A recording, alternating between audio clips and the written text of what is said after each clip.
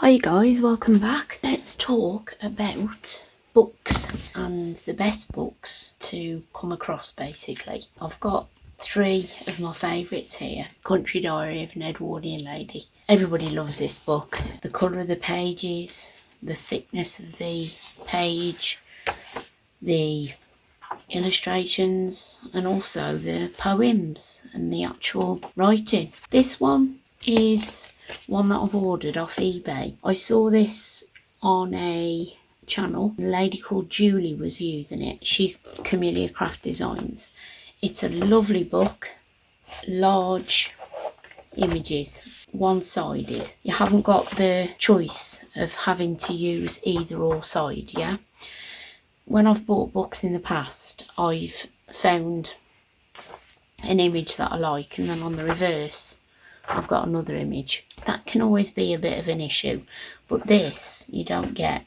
You've just got the writing on the reverse, so that's fabulous. You know, it's brilliant. The National Trust, which is, I think it's a UK thing. Sometimes you get these lovely double images, and then, you know, sometimes there's fussy cut stuff that you could do, but the page is ideal because it's a good weight, it's a good thickness, so you could make some lovely pockets or even journal pages. I wouldn't want to risk pulling that out and then tearing the leaf, you know.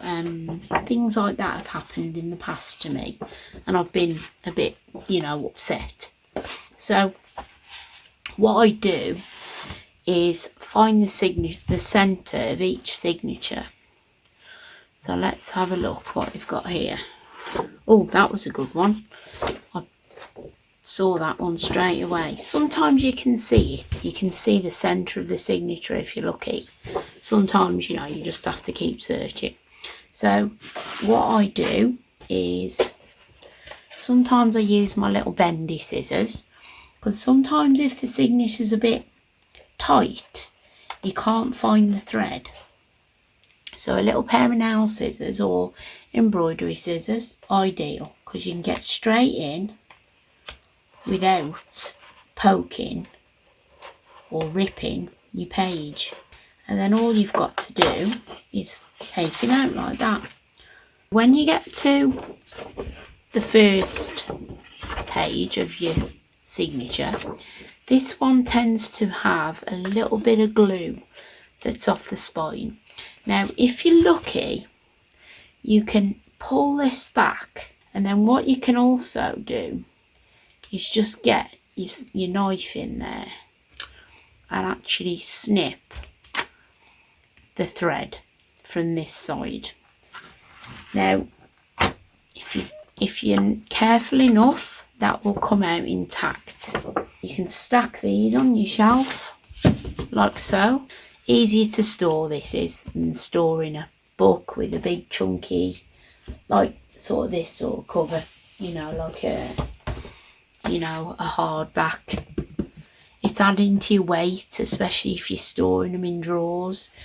It's adding to the width on your shelf. But if it's like this, I like to keep mine like that, and I do tend to keep them like this, so that if I sort of used that, say, and then I think, oh, if that was just in a drawer as it was, I think, oh, what was this book? But if I keep it together with the front bit, I know that was from this book. Let's have a look at this baby. I've got a couple that are in better nick, to be fair, to be, you know, better quality.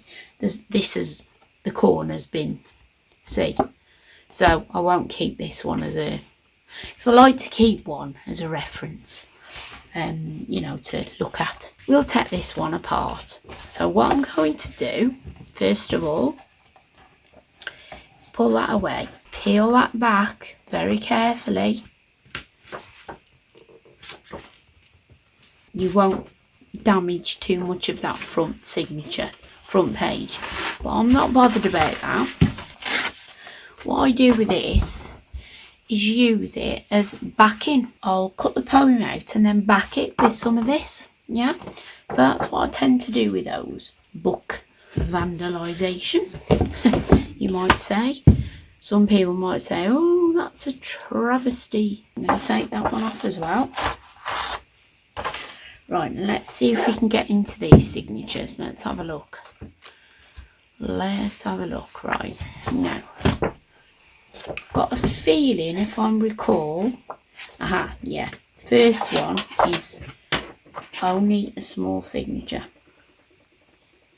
so we'll get this one. I'm going to turn it so my light's on it.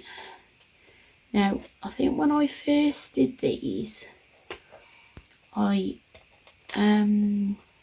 didn't snip enough of the cotton, and sometimes I left one of them in, because I think there's two threads, and then I was ending up with ripped pages because I was snagging them and ripping them out.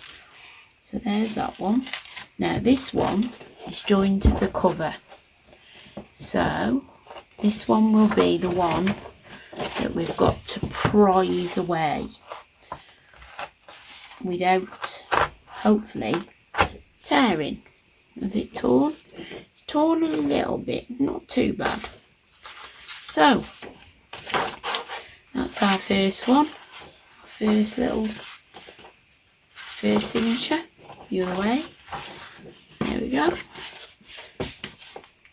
Yep, I never throw any of it away. I never throw any of this away.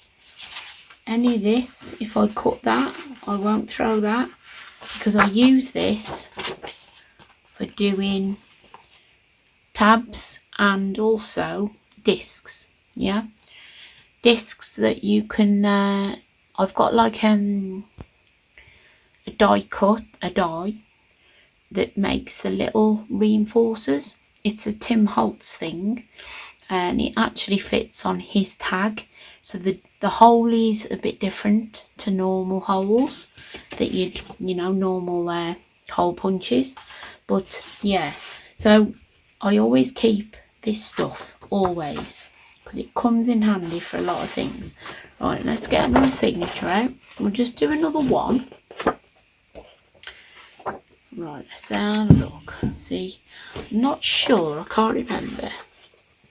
Is that it? Yeah. It's very hard to see. Now, what I tend to do is roll it like this. It's a bit hard if you've got arthritic fingers, but just do it gently, and try not to damage the page. And then I'll go in with my curved scissors. I mean, if you haven't got your scissors, use your, you can do it with a knife, but it is a little, see what I mean? You'll end up digging your page. So get some scissors, or even you could use a seam ripper. Now that second thread was buried, so that's where you end up sometimes, only cutting the one thread.